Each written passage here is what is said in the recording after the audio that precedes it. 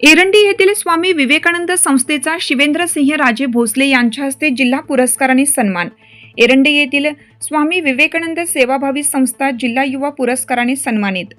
लातूर जिल्ह्यातील औसा तालुक्यातील एरंडी येथील सामाजिक क्षेत्रात उल्लेखनीय कार्य करणाऱ्या स्वामी विवेकानंद सेवाभावी संस्थेला सन 2025-26 या वर्षाचा जिल्हा युवा पुरस्कार प्रदान करण्यात आला।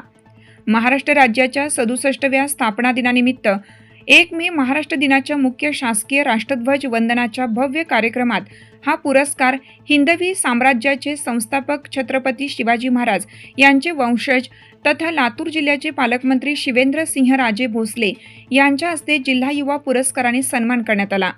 यावेळी जिल्हाधिकारी डॉक्टर भारत बास्टेवाड, लातूर जिल्हा परिषदेचे मुख्य कार्यकारी अधिकारी राहुल कुमार मीना, पोलीस अधीक्षक अमोल तांबे, जिल्हा क्रीडा अधिकारी महादेव कसगावडे यांच्या हस्ते संस्थेला सन्मानचिन्ह, गौरवपत्र व 50,000 रोख रक्कम देऊन गौरवण्यात आले।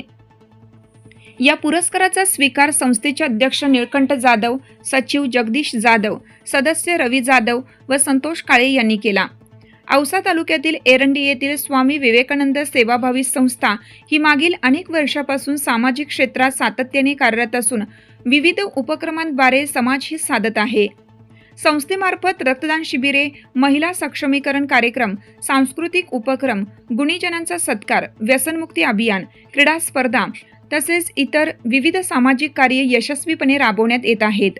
संस्थेचे कार्यकर्ते व पदाधिकारी यामध्ये अध्यक्ष निळकंठ जाधव, सचिव जगदीश जाधव, उपाध्यक्ष सत्यवान जाधव, कोषाध्यक्ष उद्धव लांडे तसेच राहुल जाधव, कल्याण जाधव, योगेश जाधव, रवी जाधव, संतोष काळे, कृष्णा चलवाड, ज्ञानेश्वर जाधव आदी सदस्यांचा समावेश आहे। या सर्वांनी एकत्रितपणे समाजहितासाठी उल्लेखनीय योगदान दिले आहे। माझा गाव माझा अभिमान या संकल्पनेला साकार करत संस्थेने गावाच्या पर्यावरणीय, शैक्षणिक आणि सामाजिक जडणघडणीत मोलाचा वाटा उचलला आहे।